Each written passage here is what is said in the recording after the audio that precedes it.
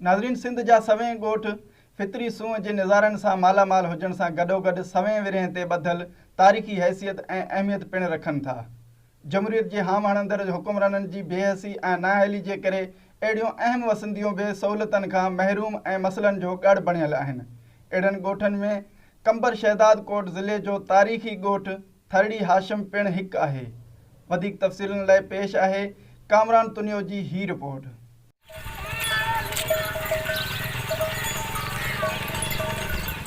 फितरत जी सूंह दिल ऐं रूह खे छुहंदड़ ही निज़ारा सिंध जे तारीख़ी ॻोठ थरड़ी हाशिम जा आहिनि, जंहिंजो बुनियादु सवें वरह अॻु नेक मर्द मियां हाशिम जे नाले पुठियां पियो, जंहिंजी मज़ार अॼु बि हिन ॻोठ जे क़दीमी क़ब्रिस्तान में मौजूदु आहे। मियां हाशिम केरु हो ऐं किथां आयो ऐं संदसि ज़ात कहिड़ी हुई, इन हवाले सां का बि तस्दीक थियल लिखत मौजूदु नाहे, पर क़ब्रिस्तान में मौजूदु केतिरियूं ई गुमनाम क़बरूं इन ॻाल्हि जी साबिती आहिनि त ही ॻोठ सदियूं पुराणो आहे।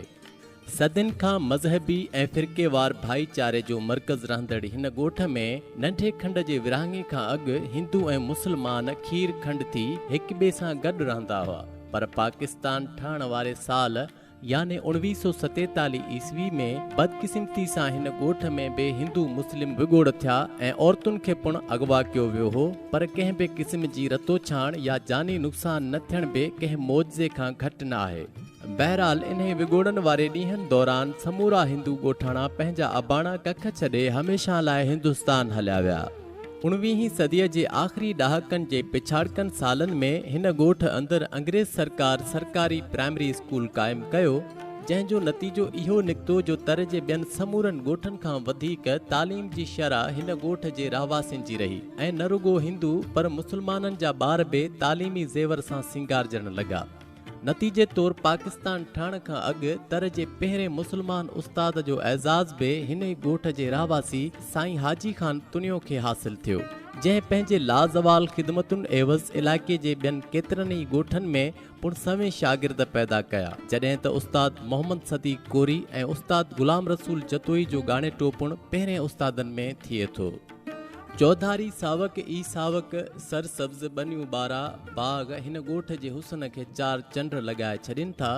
ॻोठाणनि जो घणे भाङे ज़राइत ऐं चौपाए माल ते गुज़र सफ़र हले थो, पर केतिरा ई ॻोठाणा आला तालीम हासिल करे ज़िंदगी जे मुख़्तलिफ़ शोबनि में पंहिंजा नुमाया कारनामा पिणु सर अंजाम ॾेई रहिया आहिनि, जेको हिन ॻोठ लाइ एज़ाज़ पिणु आहे। ॻोठ थरड़ी हाशिम में दीनी तालीम लाइ हिकु मदरसो पिणु क़ाइमु आहे, जिते न रुगो ॻोठ पर मुख़्तलिफ़ इलाइक़नि जा ॿार तोड़े नौजवान क़ुरान पाक हिफ़्ज़ करण लाइ दाख़िल थियनि था। न्याणियुनि जी तालीम लाइ गर्ल्स प्राइमरी स्कूल पिणु क़ाइमु आहे, पर आबादीअ जे लिहाज़ खां मिडल तोड़े हाई स्कूल जी पिणु ज़रूरत महसूसु कई वञे थी, पर चूंडियल नुमाइंदनि जी रवायती लापरवाही वारे किरदार सबबि इहो हिकु अणपूरो ख़्वाबु बणियल आहे। जेतोणीकि ॻोठ थरड़ी हाशिम जी तारीख़ी तहज़ीबी अहमियत खे साम्हूं रखंदे हिते समूरियूं बुनियादी सहूलियतूं फ़राहम थियणु घुरिजनि हा,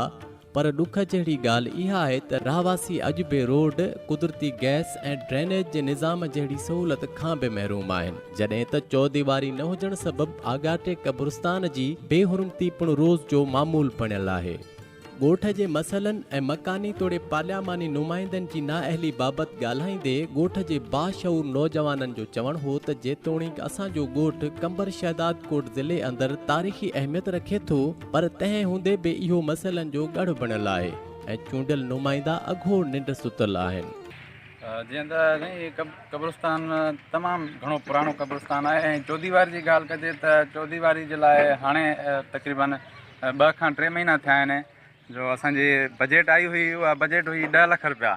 जंहिंजे करे को बि ठेकेदार उहा माना जेका न ठीको न खणी सघियो, उनजे लाइ त हू पैसा उन मां न खाई सघिया, इनजे करे हू ठीको जेको आहे न वापसि थी वियो। बाक़ी असांजो क़ब्रिस्तान साॻी कंडीशन में लॻो पियो आहे हींअर। हीअ तव्हां ॾिसंदव न त हीअ जेको विचो रस्तो आहे, इहो माण्हू माना पंहिंजे हुन रूट सां वठी ॿाहिरि निकिरंदा आहिनि, वञी रोड ते चढ़ंदा आहिनि। हालांकि हीअ रस्तो ॿाहिरां बि आहे, पर माण्हुनि जो जेको आम रस्तो आहे उहो हिन जे विचां ई आहे। सालनि खां मुंहिंजी बि उमिरि 27-28 साल थी वई आहे, मूं करे न ॾिठो आहे त मुंहिंजे ॻोठ में को तरक़ियाती कमु थींदो हुजे सवाइ कुझु पाड़नि जे 1-2 नालनि जे, जेके बि माण्हू पंहिंजी मदद पाण तौरु ठाहिनि था न।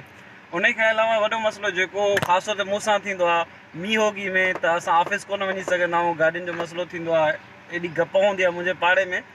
जो मां गाॾी कोन्हे कढी सघंदो आहियां, मजबूरन मूंखे मोकल करणी पवंदी आहे न, त इहो वॾो मसइलो ख़ासि तौर ते मुंहिंजे लाइ। ईअं त असांखे यादि आहे जॾहिं खां असां होश संभालियो आहे त हिते को कमुकार न थियो आहे कंहिं बि सूरत में, या भित हिनजी क़ब्रस्तान जी भित हुजे, या घिटियूं हुजनि, या नालियूं हुजनि, या रोड रस्तो, या ॿियो कुझु बि, का बि शइ हिते न थी आहे।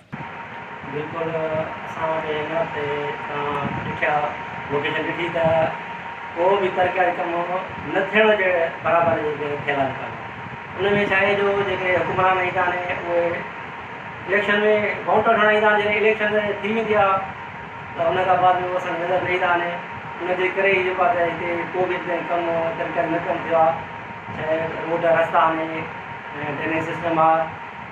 ॿियूं जेके बि समाजी जेके बि कम आहिनि। बहरहाल हिन ॻोठ में असांखे को बि कमु न थियो आहे। बाक़ी आहे कुझु नौजवान असांजा सोशल जेके माण्हू आहिनि उन्हनि पंहिंजी मदद पाण त कुझु ग़रीबनि ताईं जेको आहे त मदद करणु, या ॿियो कुझु सफ़ाई करण जो बि हुन में इलाही काफ़ी ॿियनि कुझु पंहिंजी मदद पाण था कमु कया आहिनि। बाक़ी गवर्नमेंट तरफ़ खां हिते को बि असां वटि कमु न थियो आहे। इन सां गॾोगॾु हिन ॻोठ जे तारीख़ी स्कूल जी मौजूदा इमारत ज़बून ऐं चौदीवारी पिणु भॼी भुरी चुकी आहे।